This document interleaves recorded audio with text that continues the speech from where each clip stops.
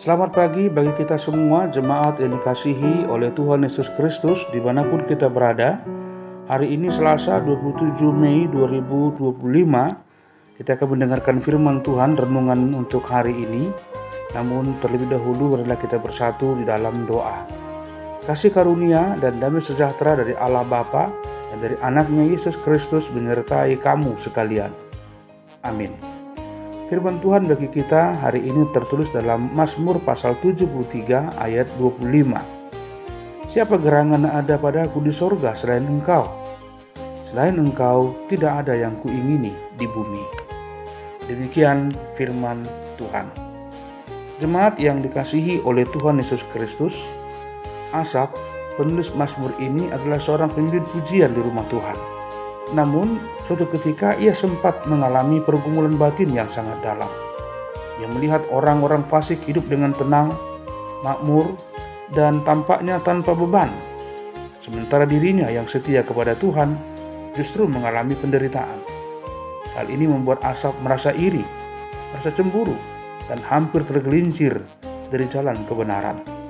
Perasaan cemburu, iri yang membuat hati Asaf pahit. Ia merasa pelayanannya sia-sia dan hidupnya tidak adil. Namun titik balik terjadi ketika ia masuk ke dalam tempat kudus Allah. Di sana ia mendapatkan pencerahan. Keberhasilan orang fasik hanyalah sementara, sedangkan kehadiran Allah adalah harta sejati yang tidak dapat digantikan oleh apapun di dunia ini. Jemaat Tuhan, nas ini merupakan puncak kesadaran Asaf yang mengungkapkan bahwasanya yang ia rindukan dan yang ia ingini hanyalah Allah saja. Itulah keputusan imannya. Segala kesuksesan dunia, kenyamanan hidup, dan kemewahan tidak berarti lagi jika dibandingkan dengan kehadiran dan persekutuan dengan Allah. Asaf belajar bahwa Allah bukan hanya penolong, tapi juga satu-satunya yang layak diinginkan, baik di sorga maupun di bumi. Jemaat Tuhan, banyak orang percaya hari ini menghadapi tekanan yang sama seperti yang dialami Asaf, yaitu ketika melihat orang yang hidup jauh dari Tuhan tampak lebih sukses dan bahagia. Juga merasa pelayanan dan kesetiaan tidak membuahkan hasil yang diharapkan. Bahkan mulai mempertanyakan tentang keadilan Tuhan. Namun firman ini mengingatkan kita bahwa keinginan terdalam orang percaya bukanlah kekayaan, kenyamanan, atau keberhasilan duniawi, tetapi persekutuannya yang erat dengan Tuhan. Maka marilah kita merefleksikan hari ini, bahwasanya ketika kita mulai merasa iri atau cemburu, segeralah datang ke hadirat Tuhan seperti Asaf dan biarkan Tuhan membarui cara pandang kita.